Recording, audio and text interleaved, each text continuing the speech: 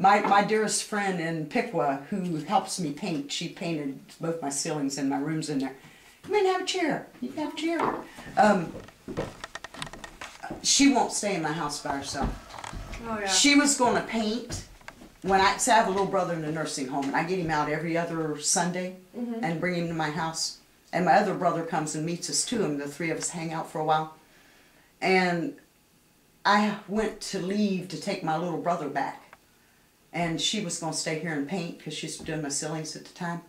She said as soon as I left my house, big banging noises and stuff started happening. She said she left immediately. She felt like she was very unwanted. She got, and she won't come, she won't stay in my house. Her and her husband will not take anything from my house because they're afraid something will come with it extra. Okay. But they have ghosts of their own. They have a ghost that lives in there upstairs. They see sometimes. They haven't seen her in a long time, but they used to. Okay. My girlfriend's husband worked third, and she wouldn't even have her eyes open when she'd go to bed after she'd get to the upstairs, just in case. Yeah. In case the other one was wandering through, she got to where she shut her eyes. But she hadn't talked about it in a long time. I don't know if she still has it or not. Oh, the thumping on the wall was the 26th of July. That's when the thumping and also the snapping noise with the light. That was July 26th was when that happened. And July 26th too was when my daughter had the whistling in her room, and that's when she come and got in bed with me. Because she said first it did the clawing noise on the wall, like it was trying to take the wall out, and then after that she heard it sigh, and then she said after that she heard it whistle, and then she come to my door and said, "Mom, I'm coming to get in bed with you."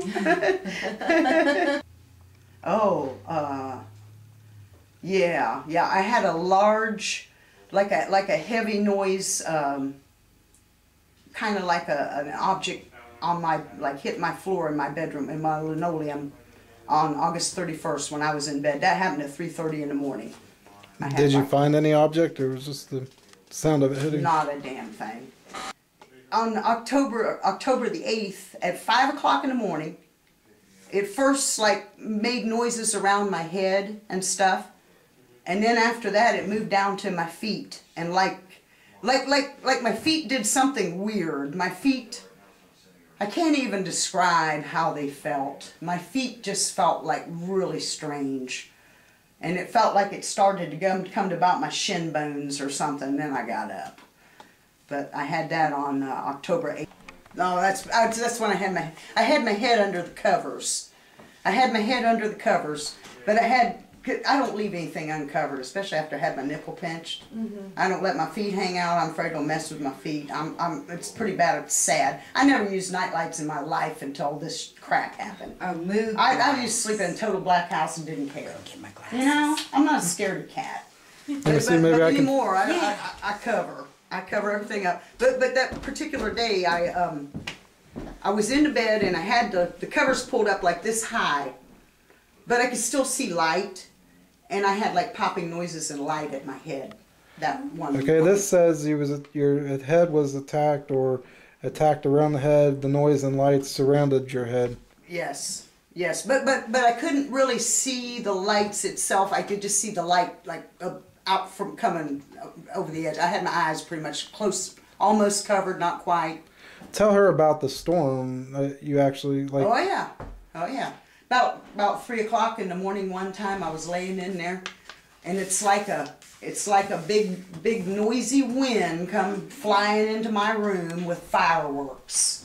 I ain't kidding you. And it was all right around my bed and over top of me. It was loud. It was scary. It was scary. Yeah, it was.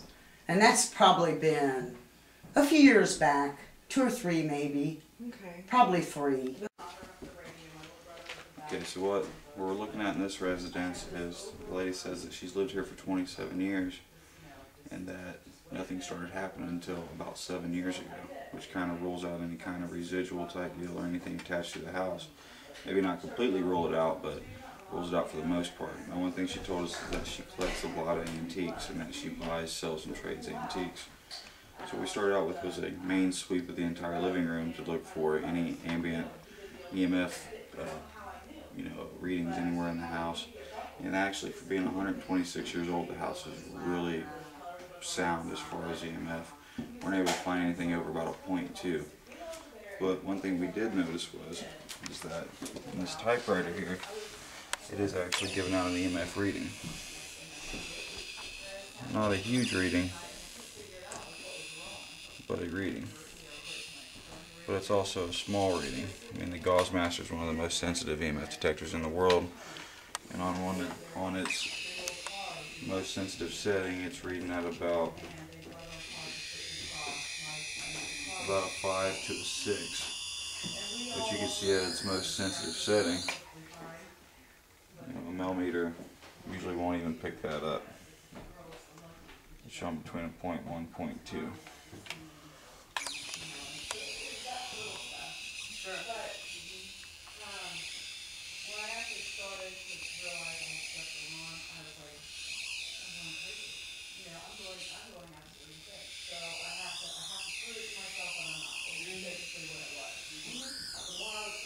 Now, something like a typewriter could hold a lot of residual energy. We don't know the story of this typewriter, but it can be safe to assume that somebody possibly worked with this a lot, that they probably put a lot of emotion through this piece of machinery, which could hold on to a lot of residual energy. But later on in the investigation, we'll do some work with it and see if we can find out anything more. What is that? In the toy store, there's more to get back to. So what we're doing is walking out in the backyard and we're smelling something really, really bad. It almost smells like I wouldn't say rotting flesh, but almost like a sewer type, water treatment center type. Like that, like sewage. So as you can see, if you look around, there's really nothing that points to what that would be, so kind of unusual.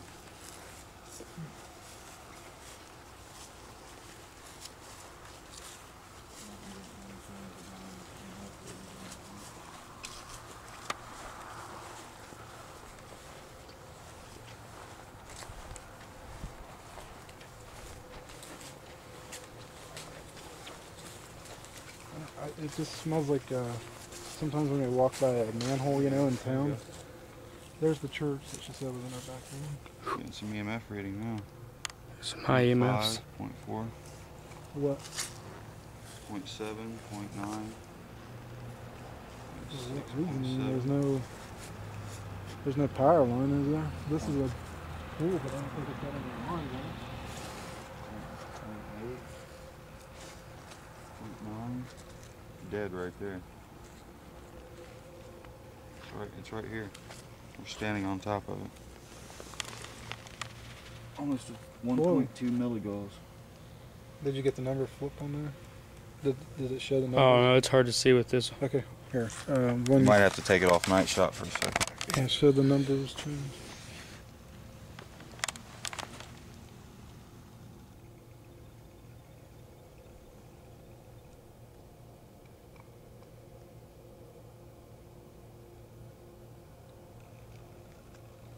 Dude, what's over there Look at moving? the EMF readings, man. Where? Like there's some kind of pole there with something back there moving behind it. Behind the pool? Yeah, behind that little tree thing sitting there. There's nothing behind it though. I saw something move. Dude, look at the EMF readings here, man. They're all... He said he saw something move towards his pool. It's walking Dude, 1.4, down 1.0, 1.0, 1.1, 1.4, 1.2. And there's no poles or electric wires.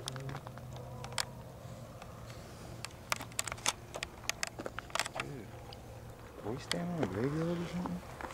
I told her I thought. Do 1.7. 1.8. I told her I thought. Do 1. I told her I thought. Do 1. I told her I thought. Do 1.7. 1.8. I told her, I said, I wonder if the church had a graveyard in it. Is that not what I said when I came out here? Dude, 1.4.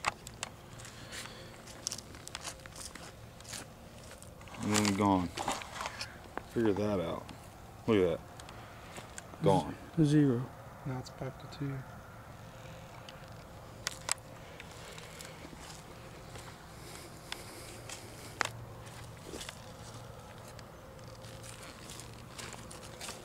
He said he saw something behind the tree. I heard people walking over there. When we came out here, you can hear it. It was like, No, like there was something behind that little tiny tree that came out and then walked back in. I don't actually believe what this lady's telling us. You know what I mean? Yeah, I'd trust her. Like I said, I talked to her on the phone and she sounded legit on the phone. And we're getting readings out there in the middle of a field. See, like I told you, the big boom noise and the clanking underneath. And then on top of that, we're not supposed to get readings for anything. Like, if you put it up to a TV or microwave, you'll get a reading. But out in the middle of grass with no power, I mean, there's no scientific reason for it at all. So as he's doing that, you start hearing like something's walking around.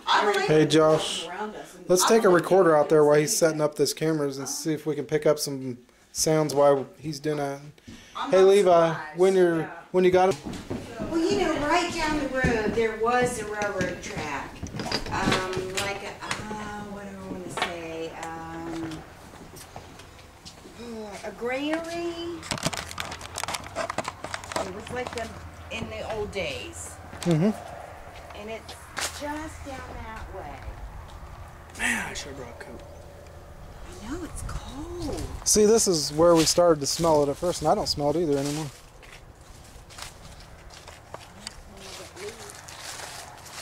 Yeah, 'cause I don't smell it no more. It was really bad. See, there's coats in there. They grab me. Oh, I'm okay. There was like You want to hold that and see? There was a really faint smell of like either sewer or dead smell, and then now it's all gone. I don't smell it a bit. No, it's gone. I don't smell a thing. I know it's sewer. Our house has Oh, that's what it smelled like. It was. Whew. I know dead people too. We did that at school. It's 47 degrees out.